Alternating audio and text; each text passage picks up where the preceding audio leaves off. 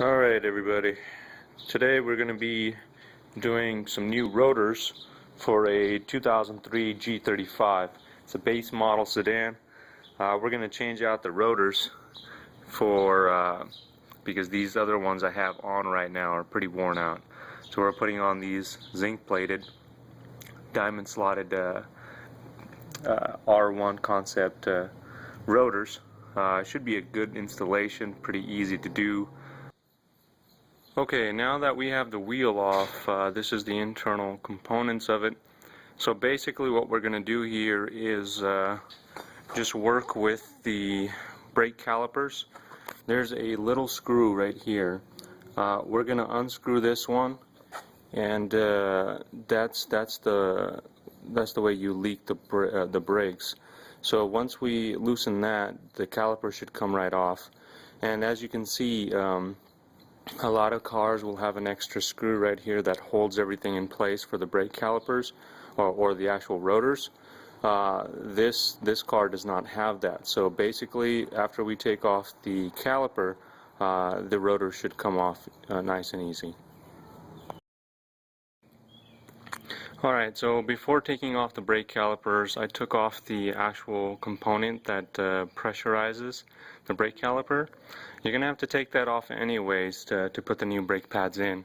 To take off the actual housing of it, there's two screws in the back. It's this one on the bottom and this one on top. That's a 23mm screw. You have to loosen both of those up before the housing can come off. Alright, so we put the R1 concepts, the rotors on.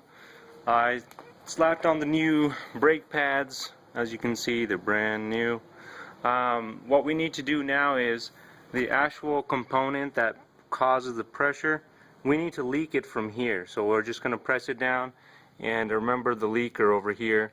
We need to loosen that up and just press that caliper in. So what happens is there's room for the new brakes, so the caliper can actually rest over the brakes. So I'm just going to go ahead and do that.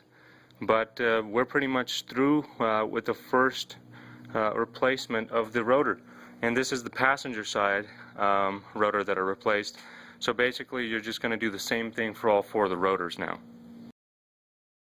A quick little thing about the rotors, do you see the lines that are marking which way it's going? That's the rotation of the wheel. So you want to make the rotor fit to that particular side where it rotates that way.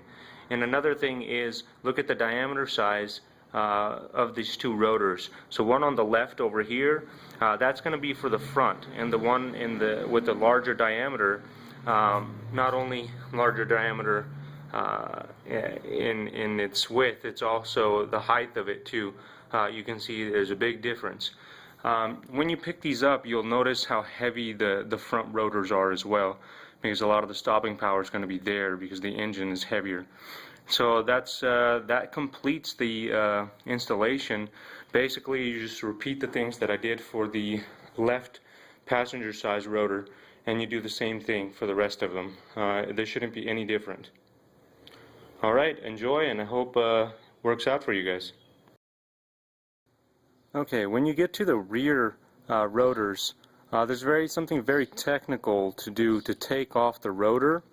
You use this specialty tool. It's a hammer. So you just knock it a couple of times on the sides. This will loosen up any of the rust that's holding it in place.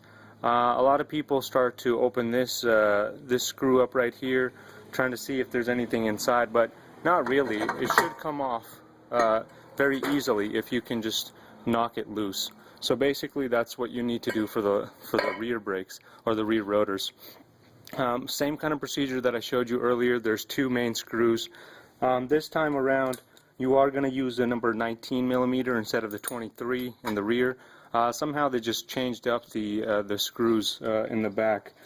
Instead of using a 15mm for the brake calipers, for these you're going to use a 14mm, and that should be it, but rest of it follows exactly the same way.